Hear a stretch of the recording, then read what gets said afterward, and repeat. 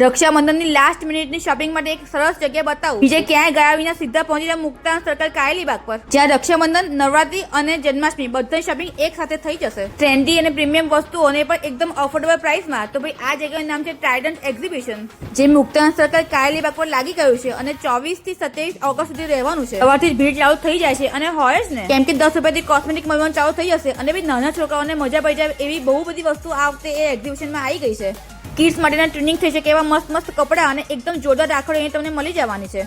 Couple રાખડીઓ ખાલી 50 રૂપિયાથી ચાલુ થઈને મળી જવાની છે અને બહુ જ બધી વેરાયટી એમાં આવેલી છે. 1 ગ્રામની રાખડી પર તમને અહીંયા મળી જશે અને કંકાવટી જેવી વસ્તુ પર તમને મળી જશે.